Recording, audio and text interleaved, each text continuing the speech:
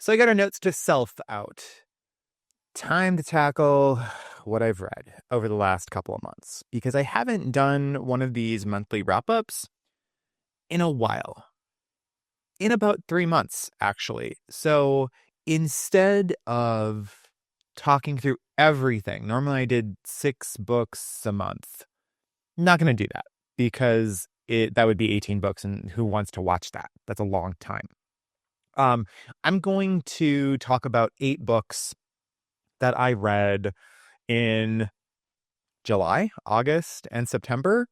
I think that will catch me up, kind of, that I really, really enjoyed. I've got 4 literary fiction, grown up.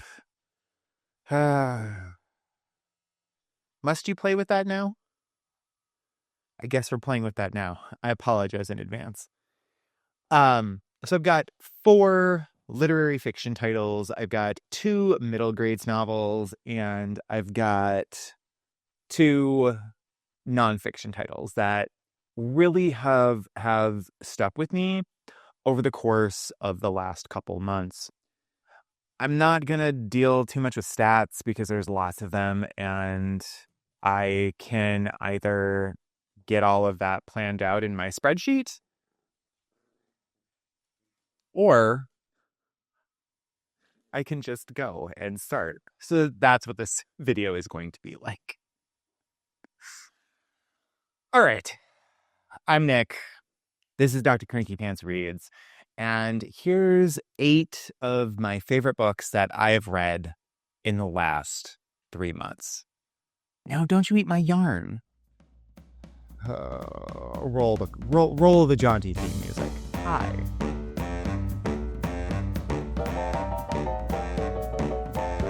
Oh, yes. Oh, those scritches good. Huh? Are those scritches good? Okay, so let's start with literary fiction first. Let's just dive right in, because gotta start somewhere. Some of these books I'm not going to be able to talk about as deeply because it's been a while since I read them. So some of the details might leave me, and some of them have already been talked about ad nauseum on BookTube. So I don't necessarily know that I have anything new to add to some of these titles, but I do want to mention them. What are you doing now? Oh, these dogs. I do want to mention them, but I'm probably not going to be able to add much to the conversation, which, is okay. Just give it my stamp of approval, if that's worth anything. I don't know if that's worth anything, Rhoda. I have no clue. Belle, what are you doing? So the first one that I want to talk about is not surprising, because one of my absolute favorite books is Kate Atkinson's Life After Life. Ursula lives in my head as a character. And so I love the whole multiple storylines in one life kind of perspective. And so Florence Knapp's The Names really stuck out to me when I read it. And if you're not familiar with it, it is a novel that follows Cora, who is an Irish woman living in the UK. It's the late 80s, if I remember correctly, when the book opens up, and she's just given birth. She and her husband have just had a baby. Her husband's name is Gordon. He's a doctor. He's not a particularly nice guy. And there's the expectation that when she goes down to register the baby's name, she's going to register it as Gordon, as he wants to make sure that the kid is named after him as the father, and then after he's been named after his father. So it's this like baggage kind of thing that happens. And Maya, the daughter, says, oh, wouldn't it be funny if we named this kid Bear? Right? And then Cora also thinks, I always like the name Julian. And so at that point, when she goes to register her child, the story splits into 3. One, where the child is named Gordon, one where the child is named Bear, and one where the child is named Julian. And the sheer naming of this child changes how he experiences life, how Cora experiences life, how Maya experiences life. And you follow these three different stories, and characters pop up in each of these threads in different and interesting ways. And I thought it was a really interesting take on what was happening there. I sometimes didn't love the structure, and I'm trying to remember exactly what about the structure was so odd to me. What was it that I actually wanted instead? Because I do remember thinking that I never really got to spend. Oh, I think this might have been how I was thinking about that at that time is you get the three storylines kind of alternating throughout the novel. And I almost had wished that you gave me one story and then I got to start over and get the new story and then start over and get the last story, because I didn't necessarily feel like I ever got to spend enough time with Bear or Julian or Gordon to really think about. I wanted to think about their lives as their lives versus the way the book was set up. I was always comparing Gordon to Julian to Bear, and it was fine. I really enjoyed it. I really enjoyed the book, but I wish I would have been able to think about those individual lives before I had to start comparing it to the other lives. But overly enjoyable book. I really did like it. And if you're into that kind of what could have been space, definitely one worth picking up. Definitely one worth picking up. Um, a little bit of a trigger warning. Domestic violence is a theme in this book, and at times it did feel claustrophobic. That was one of the things that really felt well articulated throughout all three of the storylines, and in ways that weren't always what the reader would have wanted, but needed to be in order for it to be actual story. So the names, Florence, Knapp, really enjoyed it. It was, I would say, light-ish reading, but I just gave you a trigger warning, so not terribly light, like a medium heavy lift, maybe. But liked it. Really liked it.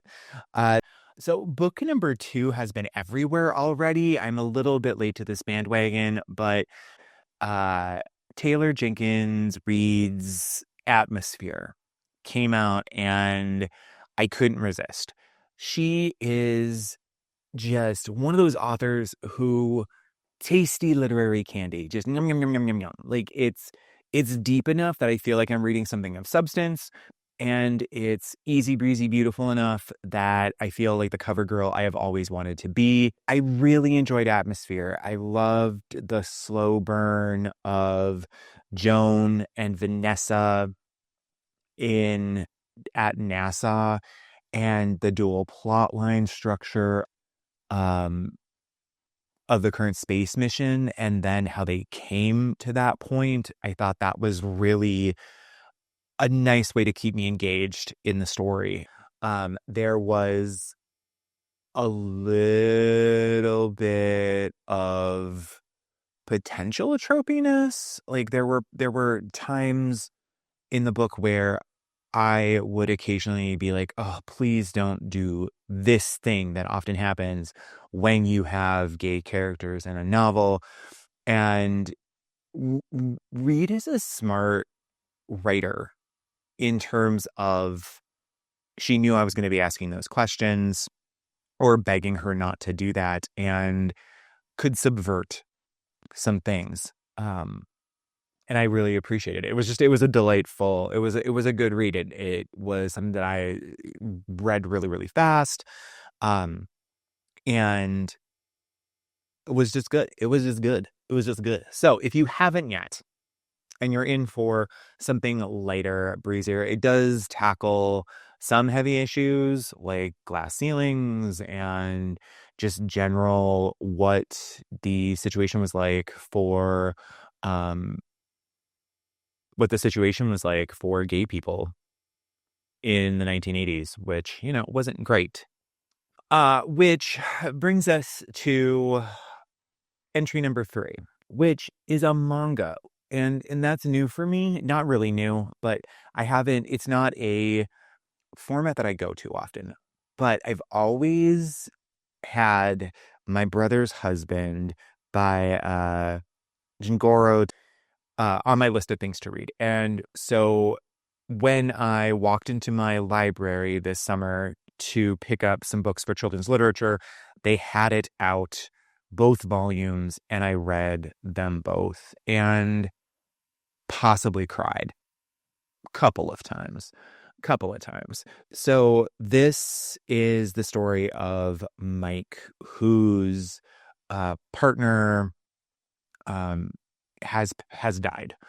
And Mike is, tall, muscular, white, like American, who then goes to Japan and wants to reconnect with his partner's twin brother. And and the twin brother, Yachi, I hope I'm pronouncing this right. I'm hoping pronouncing all of these things right. And if I'm not, I'm so sorry. Goes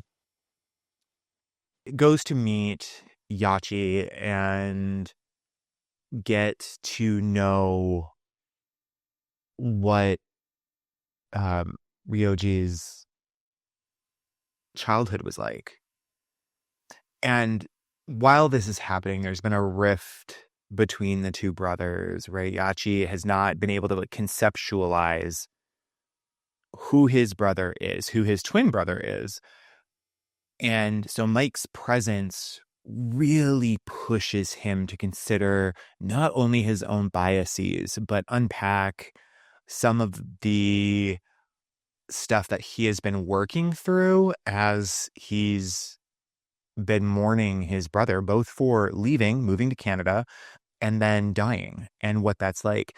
And at the same time, also trying to figure out like what his family looks like, right? Because he's got a daughter named Kana who's adorable and who instantly loves Mike and is really one of the ways that Yachi thinks about his relationship with his brother and his relationship with the culture and how the culture positioned his brother and pushed him to think in particular ways about him.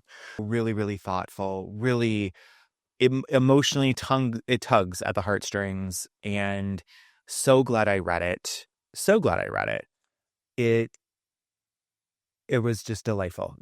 I would like to get more of that into my reading time, but let's be real. I'm having a hard enough time trying to get through like the TBR that I have.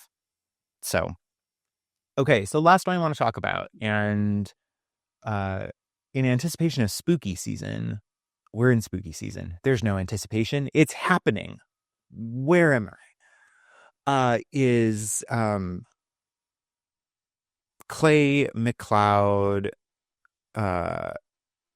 Chapman? Might be Chapman. I only have Chap, period.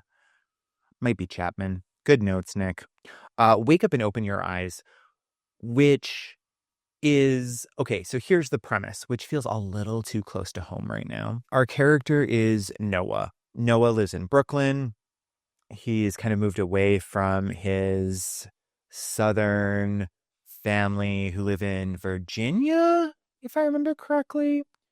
And he gets this weird phone call from his mother that sets him off and makes him think, oh my gosh, something's happening. I need to go to Virginia to check in on them. And I think it's Christmas Eve or the day before Christmas Eve, something like that.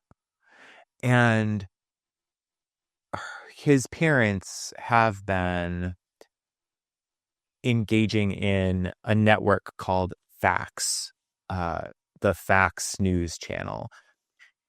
And when he arrives, he finds them talking about how things are going to change, how stuff is going to be different, and how everyone needs to wake up and open their eyes.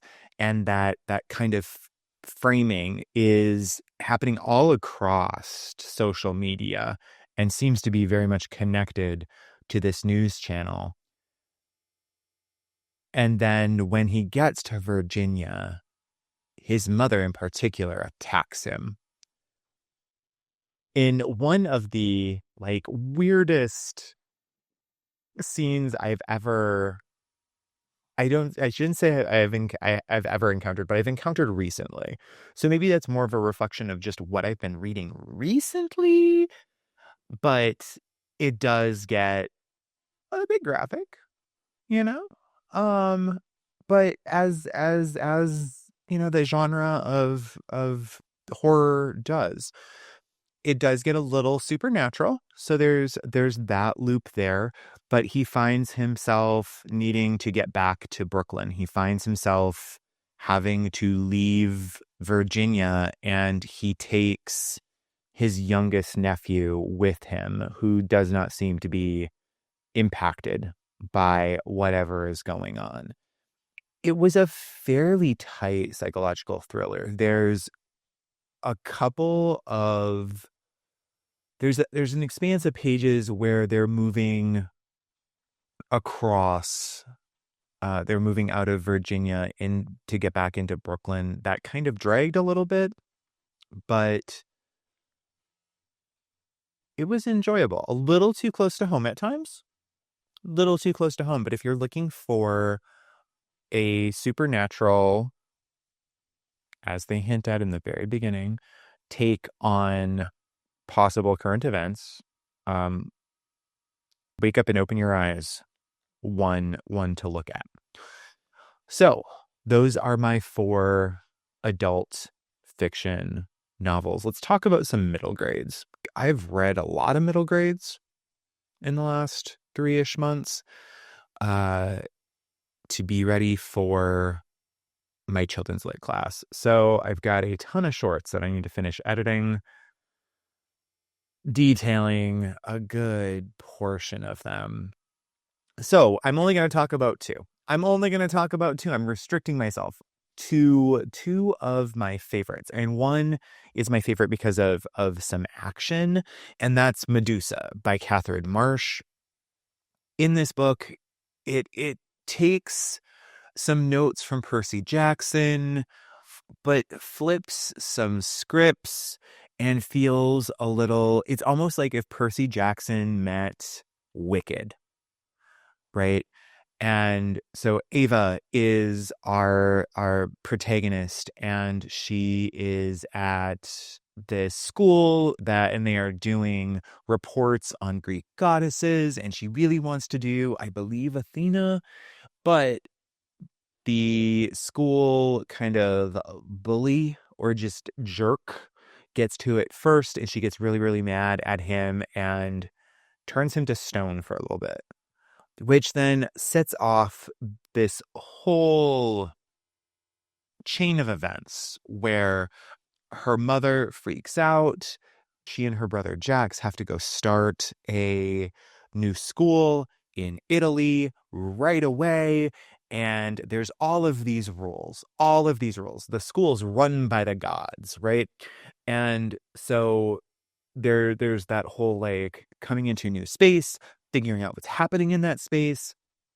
And then, not to give any spoilers, but some shenanigans go down. some shenanigans go down. You don't only get to know more about the brother, but you get to meet Thea, who is one of Ava's really good friends coming into that new school, and shenanigans happens. Shenanigans happen. Things get saved, stuff gets real. Overall, really enjoyable. I love a good, as I've said on this channel before, I love a good series intro, like a book number 1 that stands on its own. Doesn't keep me waiting for resolution. The Strangers, Haddocks, I'm looking at you. Yeah. But I really enjoyed this, and I think I'll pick up the next book in the series. It was really interesting to me. I really enjoyed it. So if you or a reader in your life really loves Percy Jackson, really loves Greek mythology, this is a different take on it. Like I said, it's Percy Jackson meets Wicked. So you get that kind of behind the scenes story. The second book that I want to talk about, I am ashamed that it's taken me so long to read this because I love Gary D. Schmidt. I love him. Love him. Every time I read a book by him, it just leaves me thinking about so much. So much. And this is a book that I had picked up and then I put it down years ago when it came out. It's been out since 2023. And I just finally got around to actually reading it. And so Hercules Beal. Hercules lives, I think he's 13 years old. He lives with his brother Achilles, who's 18, 19, maybe 20. And they own a nursery in Massachusetts. And their parents have passed away, so it's just the two of them. And so they're trying to figure that out. Achilles is trying to figure out what it looks like now that he's back on the nursery. He's back at the nursery. He left his kind of career of travel writing. He was doing some kind of writing, and I thought it was travel writing. I could be wrong. But he left it to come home, take care of the family business, take care of Hercules. And so they're kind of figuring stuff out. Hercules is trying to figure out who he is. And he ends up with, I'm giggling because I don't want to give. One of the things that Schmidt does that I love is all of his books exist in the same universe. So you will get snippets of characters from other books in the current books. I have this note to do a video on the Schmidt verse at some point, and I will get my class act around that, because I do love it. I love when characters pop up. The continuity just tickles something in my brain.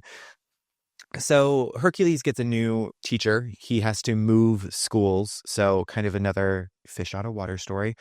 And he gets this assignment to perform the 12 feats of Hercules, however that works.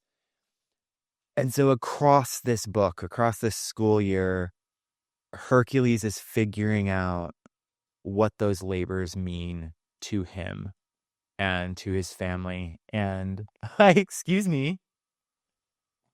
What? Hi. Did you like Hercules Beal too? Or are you just like your toy? Just like your toy. So he does these labors and figures out a bit more who he is and who his brother is and who Viola, Achilles' girlfriend, is, who is just a delightful character in this book. But I love how Schmidt makes readers think about not necessarily questions that they're asking, but questions that he thinks are worth thinking about. And how we engage in the story of our own lives is really clear and present here, and how we expand ourselves to do more than we think that we can do was just lovely. Great book. Cannot recommend enough. It might actually be up there with my favorite Gary D. Schmidt books, top 3, possibly in order now, might be okay, it's Always Okay for Now. Always Okay for Now. Love Okay for Now. Hercules Beal might be number 2, which then kind of leaves me with Lizzie Bright and the Buckminster Boy, probably in slot number 3. The Wednesday Wars might fit in there too. Ooh, I'm gonna have to think this through. This is, I was not prepared for that. But those are my 2 middle grades picks for this video. So now let's move into informational. I don't think I had a ton of information on my last video. And so I'm really happy to have 2 different selections, one that feels really timely and one that felt really heavy to share with you. So first up is the Michael Lewis edited book, Who is Government? And as I'm filming this on October 9th, we're still in the middle of a government shutdown. And the thing that I loved about this book was he brings together a variety of authors, writers who are thinking about literally the question that is the title of the book, Who is Government? So what does government do? And why do we have the relationship that we continue to have with it, right? So this notion of, these are people who make coal mines safe. These are people who are digitizing library documents in order to make them accessible to people. And I loved hearing about all of the ways that government actually plays out in our lives. I really enjoyed this book. I loved the insight into what other people have done, how they've gotten there. And as someone who is fairly active civically, it just helped give me a better sense of, what government actually does. Because it's not always what we think it is. It's not the flashy on the senator and the representative. It's, literally the Library of Congress doing cataloging and archiving and digitizing work. It's, these people who are trying to figure out how to make sure that people don't die in coal mines. It's these people trying to figure out how to make things a bit more equitable for the larger population. And if you have a chance, read, or if you have a chance, listen to the audiobook, because each of the authors reads for the audiobook. And Sarah Vowell is just always a delight. Always a delight. So Who is Government? Michael Lewis. Timely, a little sad, but ultimately enjoyable. So the second informational book and last book for this video that I want to talk about is Yiyun's Things in Nature Merely Grow, which, what a book. Lee does not mince words. She doesn't really care about how anyone's going to interpret how she is making sense of her youngest son's suicide. She is not mincing words or really caring about anyone's thoughts on how she is processing the death of her youngest child. And that was by choice, both her choices as an author, but also her son's choice to end his life. And one of the things that makes this book so interesting is this. One of the things that deepens and creates so much more nuance in this book is that this is the second time she's experiencing this. She also lost her first son in the same way. So Lee really takes on grief in ways that are contrary to how we typically think about grief. In fact, in the book, she flat is like, look, grief is not what I'm talking about here. Grief comes from burden. My children were not a burden. I want to still be thinking about them, and I'm going to think about them until I myself expire. And so the way that she shifts that frame is something that I'm still thinking about quite a bit, as well as how we honor those people that we have loved. How do we continue to recognize those people that we love who we have lost? Additionally, thinking about